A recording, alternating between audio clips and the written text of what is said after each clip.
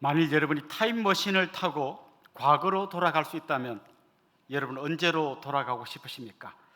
과거로 돌아가서 그때 내가 했던 선택과 다른 선택을 할 수 있다면 여러분 언제로 가고 싶으십니까? 어떤 분들은 이렇게 말씀하실 거예요. 저는 과거로 돌아간다면 우리 이모가 저보고 이 남편하고 선보를 할 때 그때 저는 안 나갈 거예요. 뭐 이렇게 이야기하는 분이 있을 겁니다. 아마 그 남편하고 결혼한 걸 후회하시는 분들이겠죠. 아니면 나는 내 친구가 그때 막 사정하면서 보증 서달라고 할 때 절대 안 서줄 거예요. 걔 보증 서줬다가 내 인생 20년 날려버렸어. 이런 분은 아마 그런 얘기 할 거예요.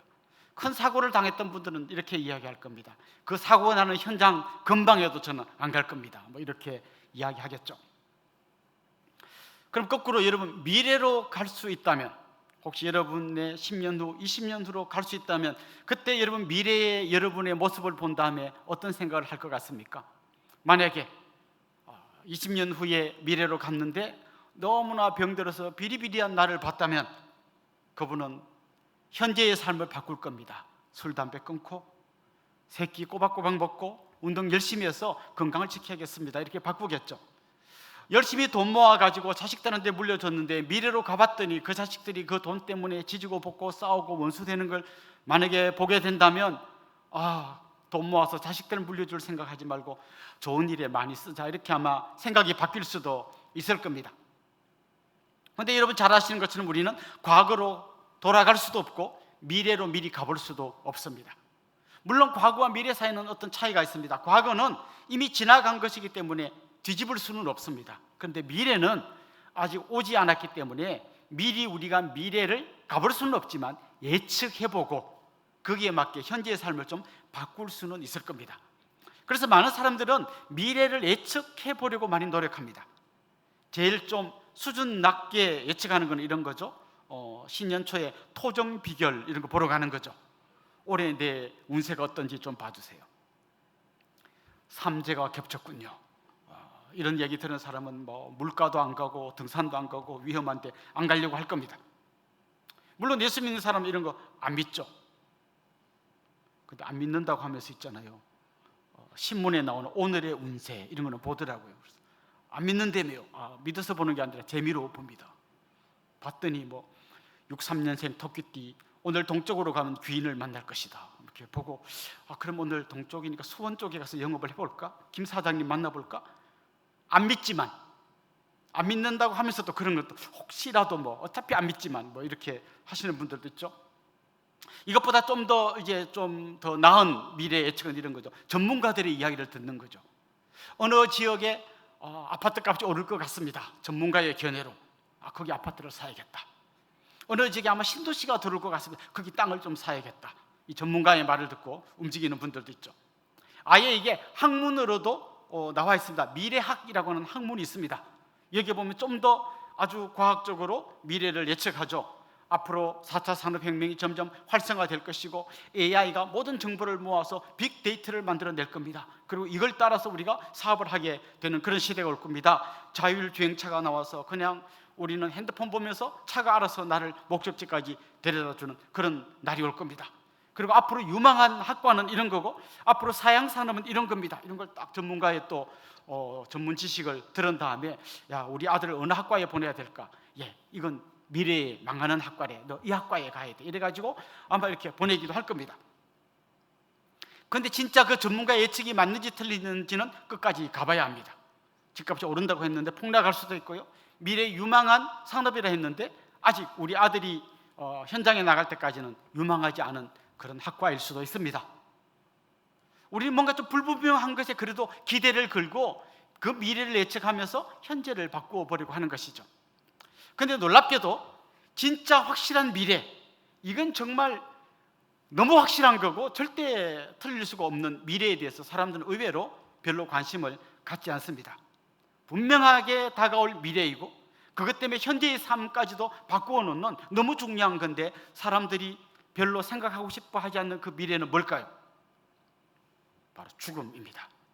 우리 모두가 예외 없이 언젠가는 죽는다는 것입니다.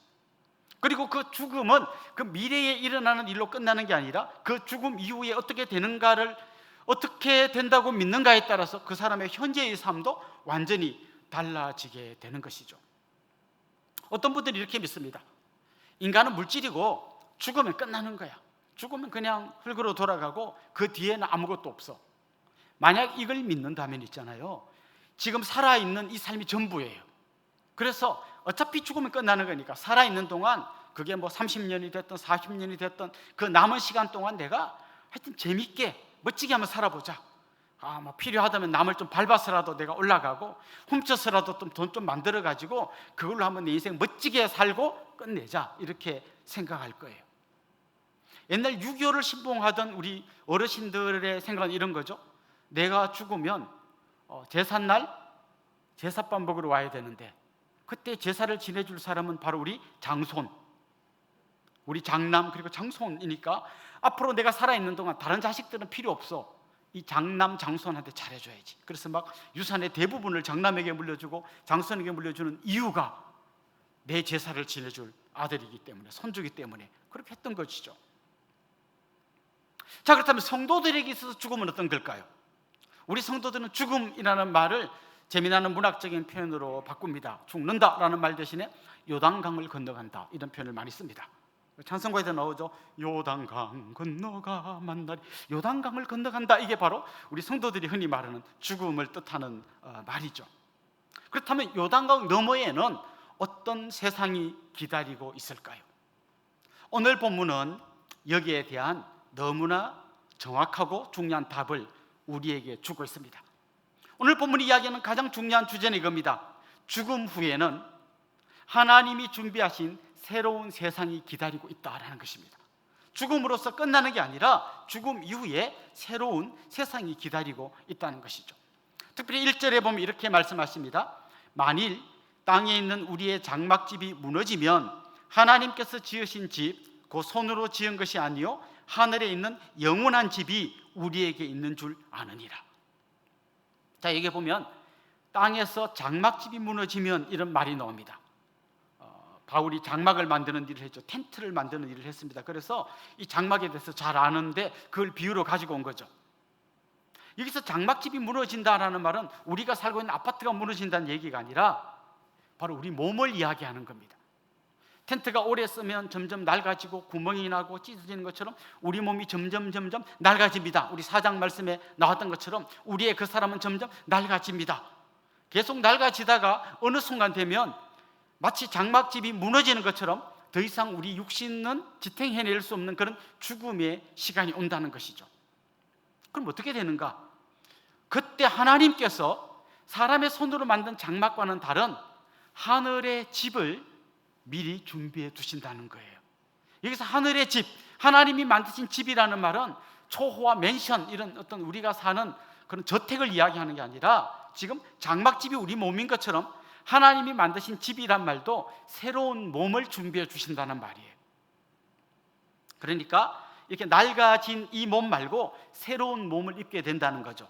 물론 그 새로운 몸을 입는 정확한 때는 언젠가 하면 주님께서 재림하실 때입니다. 주님 다시 오시는 그날 우리 모든 육체가 부활해 가지고 새로운 몸을 입게 될 것입니다. 그럼 그 몸은 어떤 몸인가 하면 성경에 약간 힌트가 되는 게 부활하신 예수님의 모습이에요. 예수님이 부활하신 이후에 제자들이 문을 꽁꽁 걸어 잠그고 있는 방에 쑥 들어오셨습니다. 그러니까 이 공간을 초월해서 쑥 들어오신 거죠. 그럼 몸이 없고 영혼이 들어오신 건가? 아니요. 도마보고 만져보라고 했고요. 같이 음식도 드십니다. 그러니까 예수님은 부활하신 몸을 입고 오셨는데 그 몸은 우리가 생각하는 것과는 완전히 다른, 근데 한 가지 분명한 건 뭔가 하면 이 땅에서 우리가 나이 들어서 점점 낡아진 그런 육신이 아니라 완벽하고 아름다운 새로운 몸을 입게 된다는 것이죠. 오래전에요, 펄시 콜레라고 하는 사람이 쓴 내가 본 천국이라는 책이 굉장히 많은 사람에게 읽혀졌어요. 참 놀라운데, 두 가지가 놀라운데, 하나는 이 책이 쓰레기 같은 책이라는 것이고요, 하나는 그럼에도 불구하고 베스트셀러가 되었다는 거예요. 그 책에 보면 이런 내용이 나옵니다. 자기가 천국에 딱 가봤더니 포크레인으로 계속해서 새로운 집을 짓고 있다는 거예요. 새로운 성도가 입주할 수 있게. 여러분 딱 들어보면 무슨 말도 안 되는 소리 하고 있어 이래야 되는데, 많은 성도들이 와, 이 땅에서는 내 집도 없는데 천국에서 하나님 나를 위해서 지금 포크레인을 동원해서 집을 짓고 있거나 너무 감동을 받는다는 것이죠. 오늘 본문에 말하는 집은 새로운 몸을 이야기하는 것이고, 그 몸은 주님 다시 재림할 때 우리에게 주어지는 몸이라는 것이죠. 사실 사람이 화장하게 되면 한 줌의 재가 됩니다. 그냥 이게 그냥 뿌려지면 너무 좀 허무하게 느껴집니다. 그런데 하나님께서는 그렇게 우리를 허무하게 두지 않으시고 새로운 집, 새로운 몸을 준비하신다는 것이죠. 자, 그렇다면 이게 한 가지 질문이 생깁니다. 우리가 새로운 몸을 갖게 되는 때는 주님께서 재림하실 때예요. 그러면 재림하기 전에, 죽은 다음에 주님이 재림하시기까지 그 시간 동안 우리는 어떤 상태에 있습니까? 이걸 신학적으로는 중간 상태라고 그래요. 그냥 우리는 넓게는 천국에 가셨다고 표현하지만, 정확하게 말하면 몸을 갖고 있는 주님 재림한 이후의 삶과는 좀 다른, 아직 몸은 없는 그런 상태가 되어 있는 것이죠. 그때는 그럼 어떻게 사는 건가? 오늘 보면 2절 3절에서는 이렇게 말씀하십니다. 참으로 우리가 여기서 탄식하며 하늘로부터 오는 우리 처소로 덧입기를 간절히 사모하노라. 이렇게 입음은 우리가 벗은 자들로 발견되지 아니려 함이라. 아까 앞에는 집이라는 말로 표현을 했는데, 이번에는 옷이라는 어떤 이미지를 가지고 설명합니다. 자, 이렇게 말하는 겁니다. 우리가 보통 옷을 갈아입으면 어떻게 갈아입습니까? 지금 헌옷이 있고 새 옷이 있습니다. 어떻게 갈아입죠? 헌옷을 벗고 새 옷을 입습니다. 근데 오늘 본문은 뭐라고 이야기하는가 하면, 헌옷을 벗고 새 옷을 입는 게 아니라 그 위에다가 덧입는다고 말합니다. 왜 그렇게 덧입는다고 말하는가 하면, 헌옷을 벗는 순간 벌거벗은 부끄러운 몸이 되잖아요. 물론 새 옷을 입을 때 그 부끄러움이 가려집니다만은, 헌옷을 벗고 새 옷을 입는 그 중간에 부끄러운 순간이 없게 하기 위해서 그냥 그 위에 덧입는다는 거예요. 이건 무슨 말인가 하면, 우리가 죽은 다음에 좀 전에 말씀드린 대로 아직 새로운 몸을 입기 전에 중간 상태가 있잖아요. 그때 그냥 우리는 어떤 대기소에서 그 새로운 몸을 덧입을 동안 그렇게 막 기다리고 있는 게 아니라, 딱 죽자마자 영광스럽게 주님과 같이 거하게 된다는 것을 이렇게 문학적으로 표현한 거예요. 그러니까 잠시의 순간도 부끄러운 순간이 없다는 거예요. 그냥 이 땅에서 숨이 끊어짐과 동시에 주님 품에 안기는 거예요. 오래전에 이런 이야기를 들은 적이 있습니다. 어떤 아빠가 사랑하는 딸이 죽어가는 그 옆에서 딸과 대화를 나누고 있었습니다. 이제 오늘 밤을 못 넘기고 이 딸은 죽을 것 같아요. 그때 아빠가 그 딸에게 이런 이야기를 해줬습니다. 딸아, 너 아빠랑 거실에서 놀다가 거실에서 잠든 적 있지? 네. 근데 아침에 일어나 보니까 네 방에서 눈을 뜨지 않았니? 왜 그런지 알아? 에이, 다 알죠. 아빠가 저 안고 제 침대에 눕혀주신 거잖아요. 그래, 맞아. 오늘 네가 여기서 눈 감으면 내일 아침 눈을 뜨면 너는 이번에는 천국에서 눈을 뜰 거야. 예수님께서 너를 안고 그 천국에서 눈을 뜨도록 너를 이끌고 가실 거야. 이렇게 말해줬다는 이야기를 들은 적이 있습니다. 사실 우리가 사랑하는 가족을 떠나보내면 너무 슬프고 그 이별의 아픔을 경험하게 되지만, 한 가지 분명하게 우리가 잊지 말아야 할 것은, 우리 사랑하는 가족이 눈을 뜨는 그곳에서 바로 주님과 함께 영광스러운 천국을 경험하게 된다는 것입니다. 사실 바울 자신은 지금 점점 늙어가고 있습니다. 그의 몸에 여러 부분에서 뭔가 문제가 생기고 있습니다. 지난주에 말씀드린 것처럼 그는 점점 낡아지고 있습니다. 그럼에도 불구하고 그는 나는 이제 쓸모없는 인간이 되었다고 처참하게 자기 인생을 마무리하는 것이 아니라, 자기의 몸이 낡아지고 이 장막이 곧 무너질 것을 알면 알수록 주님께서 나에게 놀라운 은혜로 새로운 생명을 주실 것을 바라보고 있었다는 것이죠. 저는 그런 의미에서요, 우리가 너무 막 생명을 연장하려고 몸부림치지 않으면 좋겠다 싶어요. 그냥 건강하게 살다가 주님 부르시면 천국 가자, 이런 마음을 가지면 좋겠는데요, 특별히 한번 이런 것을 좀 권면하고 싶습니다. 이제 아주 중병을 앓다 보면 마지막 순간에 병원에서 물어봅니다. 연명치료를 하시겠습니까? 이 연명치료가 뭔가 하면요, 사람이 못 죽게 계속 의학적으로 뭔가 조치를 취하는 거예요. 예를 들면 심장이 멎으면 강제로 전기 충격을 줘서 심장이 뛰도록 만듭니다. 그리고 음식물을 못 먹으면 목에 구멍을 뚫어서 억지로 유동식을 넣어줍니다. 그런데 의식은 없어요. 그냥 중환자실에서 계속 심장 멎으면 계속 뛰게 하고 계속합니다. 나중에 보면 갈비뼈가 다 부러져 있어요. 그렇게 해서 생명을 연장하는 건 사실 우리 믿음의 사람들의 관점에서 볼 때는 아무 의미가 없는 거예요. 그래서 그냥 만약 내가 치료해가지고 회복이 될 수 있다면 집을 팔아서라도 치료해야 되지만, 이제 하나님이 부르시는데도 불구하고 끝까지 그냥 강제로 심장을 뛰게 해가지고 생명을 연장하는 연명치료는 나중에, 그때 말고 지금 내가 건강할 때 자녀들에게 미리 말씀을 해두시면 좋을 것 같아요. 혹시 내가 나중에 그런 상황이 오면 너희들은 연명치료 하지 마라. 연명치료는요, 일단 한번 시작하면 의사가 마음대로 멈출 수 없습니다. 끝까지 가야 됩니다. 그게 2년 3년 동안 그냥 죽지도 못하고 계속 심장이 뛰게 해서 다시 살리는 그런 연명치료는 우리에게 별로 의미가 없는 것 같다, 이런 얘기를 미리 좀 드리고 싶습니다. 자, 지금 바울은 두 가지 이미지로 죽음 이후의 삶을 설명합니다. 하나는 새로운 집이란 이미지고, 하나는 새 옷을 덧입는다는 이미지로 설명하고 있습니다. 그러다 그는 마침내 또 다른 세 번째 이미지로 이 죽음 이후의 삶을 우리에게 너무나 생생하게 보여주는데요, 4절 한번 여러분 봅시다. 참으로 이 장막에 있는 우리가 짐진 것 같이 탄식하는 것은 벗고자 함이 아니요 오히려 덧입고자 함이니. 같이 한번 읽어봅시다. 죽을 것이 생명에 삼킨 바 되게 하리 함이라. 죽음이 생명에게 삼킨 바 되게 하리 함이라, 이런 표현이 나옵니다. 이런 것 같죠? 죽음이라고 하는 물고기가 있습니다. 엄청 위력적이죠. 그래서 막 다른 물고기가 꼼짝 못하게 막 휘젓고 다닙니다. 그런데 생명이란 물고기가 나타나서 죽음이란 물고기를 그냥 한 입에 그냥 삼켜버리는 거예요. 이게 바울이 보고 있는 성도들의 죽음의 모습이에요. 죽음이 인간을 두렵게 만들고 그 죽음 때문에 우리는 꼼짝 못하는 것 같지만, 하나님께서 우리에게 주시는 새로운 생명이 이 죽음을 그냥 확 삼켜버린다는 것이죠. 그러니까 죽음과 하나님이 주시는 새로운 생명은 뭐 비슷비슷한 그런 크기가 아니라 애들 말로 잽도 안 된다는 거예요.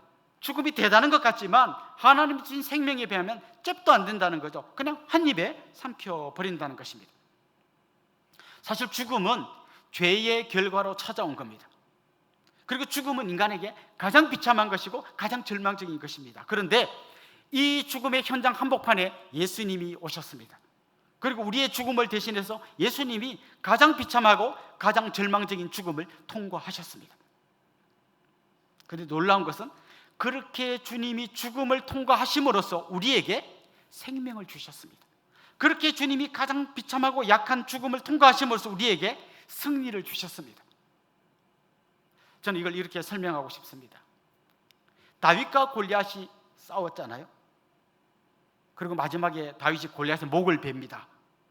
그때 그 칼이 어디서 나왔죠? 다윗에게는 칼이 없었어요. 그럼 돌멩이만 들고 갔습니다. 막대기만 들고 갔어요. 그에게 칼이 어디서 나왔죠? 그 칼은 골리앗이 찾고 있던 칼입니다. 골리앗의 칼을 빼서 골리앗의 목을 쳤습니다. 꼭 이거 같죠? 주님께서는 마귀가 들고 있던 가장 강력한 무기인 죽음이란 무기를 빼앗아 가지고 죽음을 무력화시켰어요. 그래서 이 죽음은 인간을 가장 비참하게 만들고 가장 절망적이게 만드는 것이었는데, 주님이 그걸 빼앗아 와가지고 죽음을 통해서 생명을 주시고 죽음을 통해서 승리를 주신다는 거예요. 여러분, 우리의 성도의 신앙의 놀라운 그 과정을 보면, 처음에 예수님 믿고 거듭나가지고 하나님의 사람으로 점점 성화되다가 영화롭게 바뀌는 순간이 있습니다. 그게 언젠가면 죽음이에요. 죽음을 통과하면서 우리는 가장 영화로운 존재로 바뀌는 거예요. 그래서 주님은 가장 무서운 죽음이라는 마귀의 무기를 빼앗아 오셔서 이걸 통해서 우리에게 가장 영광스러운 생명을 주셨고 가장 놀라운 승리를 주신 거예요. 이게 오늘 본문이 우리에게 이야기하고 있는 것입니다. 자, 지금 이까지 이야기를 들은 분들 중에 또 질문을 가지시는 분들이 있을 것 같아요. 무슨 말인지는 다 알겠어요. 근데 이걸 우리가 그게 진짜인지 아닌지 어떻게 알죠? 왜냐하면 죽어보고 가봤더니 맞구나 이렇게 해야 되는데, 죽어보면 다시 돌아올 수 없으니까 아무도 맞다 틀렸다를 얘기해 줄 수 없는데 이거 우리가 어떻게 확인할 수 있죠? 오늘 보면 7절에 보면요, 한마디로 말하면 믿어야 된다는 거예요. 에이, 그거야 뭐. 근데 여러분, 그 어떤 경우도 반드시 믿어야만 되는 거예요. 예를 들면 아까 죽으면 끝이에요, 미래는 없어요 라고 말하는 사람도 증명할 수는 없어요. 죽은 이후에 미래가 있는지 없는지를 어떻게 증명해요? 이렇게 말할지 모릅니다. 당신이 미래 죽음 이후에 새로운 삶이 있다는 걸 증명해내지 못하니까 없는 거잖아요. 그렇지 않아요? 이 사람도 없는 걸 증명해야 되고, 이런 얘기 같습니다. 저 동해안 바닷가에 금반지가 하나 모래사장이 있습니다. 이걸 증명하려면 어떻게 하면 되죠? 모래를 파봐야 됩니다. 파다가 저 한 속초쯤에서부터 파다가 한 포항쯤 가다 보니까 금반지를 하나 찾았어요. 그러면 더 안 파도 돼요. 왜요? 증명이 됐잖아요. 있는 게 증명이 됐잖아요. 근데 만약 누군가가 아니 금반지가 없습니다를 증명하려면 어떻게 해야 돼요? 단 1제곱미터도 안 판 공간이 있으면 안 돼요. 거기 있으면 어떡할 거예요? 그러니까 없다는 걸 증명하기가 훨씬 더 어렵습니다. 그래서 죽음 이후에는 아무것도 없어요라고 말하는 사람이요, 우리보다 훨씬 더 강력한 믿음을 갖고 있는 사람이에요. 그들은 뭔가를 증명해내는 사람이 아니라 그걸 믿든지 이걸 믿든지 우리는 하나를 믿는 거예요.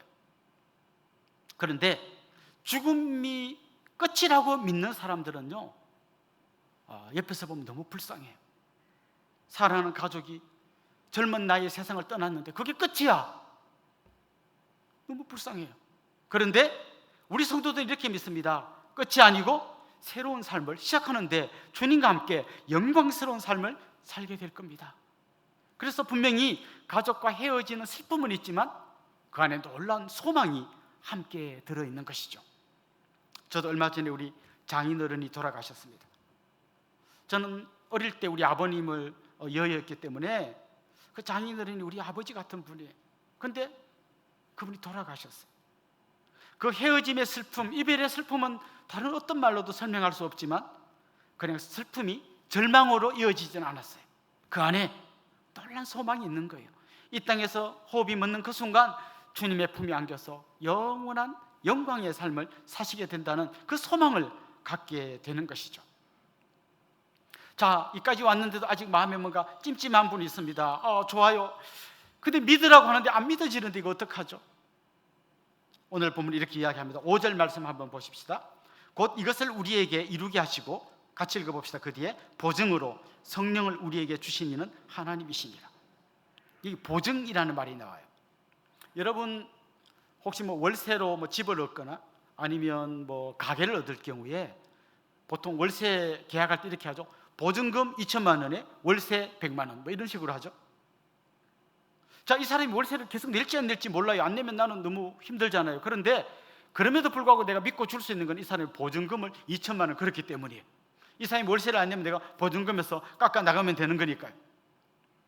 오늘 여기 보증이라는 말이 나오는데요, 사실 보증금이라는 말과 더 가깝습니다. 이런 거죠. 천국이 있는지 없는지 어떻게 알아요? 어떻게 믿어요? 하나님 우리에게 보증으로 성령을 주셨다는 거예요. 그 성령께서 오셔서 지옥 같은 삶을 살던 내 삶에 성령께서 오셔서 내 삶을 천국 같은 삶으로 바꾸어 주시는 거예요. 그래서 날마다 술 먹고 막 집어던지고 싸우고 그냥 인생에 소망이 없이 살던 사람이 예수님 믿고 난 다음에 그의 마음속에 늘 함께 하시는 성령님 때문에 감사와 감격과 기쁨의 삶으로 바뀌게 된 거예요. 천국의 맛을 본 거예요. 성령님 때문에. 그게 우리에게 보증이 된다는 거죠. 지금은 성령님 덕분에 이 정도 바뀌었지만 앞으로는 이것과 비교할 수 없이 더 놀라운 영광을 경험하게 될 거야. 그래서 보증으로 성령을 주셨다는 거예요. 그래서 우리가 잘 못 믿을 때 이 성령님을 보면서, 성령님을 통해서 변화된 나와 옆에 사람을 보면서 천국이 있음을 믿으라고 보증으로 성령을 주셨다는 것이죠. 자, 지금 오늘 본문이 이렇게 이어져 옵니다. 죽음 이후에 삶이 있습니다. 주님께서 새로운 몸을 주실 겁니다. 그 새로운 몸을 주시기까지, 주님 재림하실 그때까지 그냥 의미 없이 기다리는 것이 아니라 주님과 함께 영광 중에 거하게 될 것입니다. 우린 그걸 믿음으로 받아들여야 합니다. 믿을 수 있도록 보증으로 성령을 주셨습니다. 이게 지금까지 말씀이에요. 이제 마지막 주제가 나옵니다. 이걸 믿는 사람의 삶은 어떻게 바뀌어야 할까요? 그런 미래를 믿는 사람은 현재 어떻게 살아야 할까요? 우리 9절 말씀 같이 한번 읽어봅시다. 그런즉 우리는 몸으로 있든지 떠나든지 주를 기쁘시게 하는 자가 되기를 힘쓰노라. 주를 기쁘시게 하는 삶을 살아야 한다는 겁니다. 이제 우리는 죽든지 살든지 정말 그 영광스러운 천국의 주인공이 된 우리는 이 땅에 사는 동안도 주님을 기쁘시게 하면서 살아야 한다는 것이죠. 특별히 10절에 보면 마지막 심판대 앞에 우리가 서게 되고 선악간에 그 몸으로 행한 것을 따라 받는다는 말이 나옵니다. 이 말은 거기 가서 우리가 구원받냐 안 받냐는 우리 성도들의 주제는 아닙니다. 우리는 모두 다 구원받는 하나님의 백성이 될 거예요. 그러나 이 땅에서 정말 주님의 오심을 기다리면서 천국을 소망하면서 그렇게 살던 사람에게 주님은 그날에 착하고 충성된 종아 잘하였도다 칭찬해 주실 것이고, 그렇지 않고 겨우 구원만 얻는 사람은 고린도 전서에서 말씀하신 것처럼 부끄러운 구원을 얻게 될 것입니다. 그래서 우리는 이 땅에 살아가는 동안 정말 주님 주신 그 기쁨과 감격을 소유하면서 주님이 기뻐하시는, 주님을 기쁘시게 하는 그런 복된 삶을 살아야 한다는 것입니다. 그건요 막 율법적으로 억지로 뭔가를 지킨다는 이야기가 아닙니다. 그걸 이렇게 설명할 수 있을 것 같습니다. 이 땅에서 주님의 말씀대로 살아가는 사람은 천국의 기쁨을 이 땅으로 가지고 와서 살 수 있어요. 반대로 그 주님의 말씀을 거부하고 계속 내 뜻대로 사는 사람은 지옥의 고통을 미리 땡겨다가 쓰는 사람이에요. 여러분 서로 사랑하시고 다른 사람을 용서해 주시고 남편은 아내를 사랑하고 아내는 남편을 존경하고 이렇게 사세요. 나 그렇게 못 살아요. 나는 내 식으로 살 거예요. 그분은 지옥의 고통을 땡겨와서 사는 사람이에요. 그런데 정말 그 주님이 우리에게 주시는 말씀대로 그래요, 정말 잘못된 거 용서해주고 존경하고 사랑하고 이러면서 살려야 하는 사람은 천국의 기쁨을 미리 당겨와서 지금 이 땅에서 그 천국의 기쁨을 누리면서 살게 된다는 것입니다. 사랑하는 성도 여러분, 여러분의 미래에 가장 확실한 한 가지 사건을 이야기한다면 바로 죽음입니다. 그런데 이 죽음은 비참한 절망으로 끝나는 것이 아니라 우리 성도에게는 새로운 하나님의 영광을 경험하는 기회가 되는 것이고, 주님 다시 재림하는 날 우리 몸도 영광스러운 새로운 집을 갖게 되는 것처럼 우리 몸도 완전히 건강하고 아름다운 모습으로 바뀌게 될 것입니다. 우리는 이것을 믿음으로 고백해야 되고 이미 우리에게 하나님께서 주신 성령을 보증으로 삼아서 믿고 나아가야 할 것입니다. 그런 믿음으로 사는 사람은 천국의 기쁨을 미리 당겨와서 우리 주님을 기쁘시게 하는 그런 복된 삶을 살아야 될 줄로 믿습니다. 여러분 한 분 한 분이 그런 복된 삶을 살아가시는 믿음의 사람들, 소망의 사람들이 될 수 있기를 주님의 이름으로 축원합니다. 기도드리겠습니다. 인간의 생사화복을 주관하시는 하나님 아버지, 사람들이 생각하는 죽음은 절망이고 슬픔밖에 없는 것이지만 우리에게는 그것이 그 절망과 슬픔을 넘어선 감격과 기쁨의 삶이 기다리고 있는 것임을 깨닫게 해주시니 감사합니다. 우리 안에 계시는 성령님을 통해서 믿음으로 이 사실을 받아들이게 하여 주시고 주님을 기쁘시게 하며 일평생 살아가는, 그래서 천국의 기쁨을 미리 당겨 올 수 있는 그런 귀하고 복된 믿음의 사람들이 되게 하여 주옵소서. 감사하고 예수님의 이름으로 기도드리옵나이다. 아멘.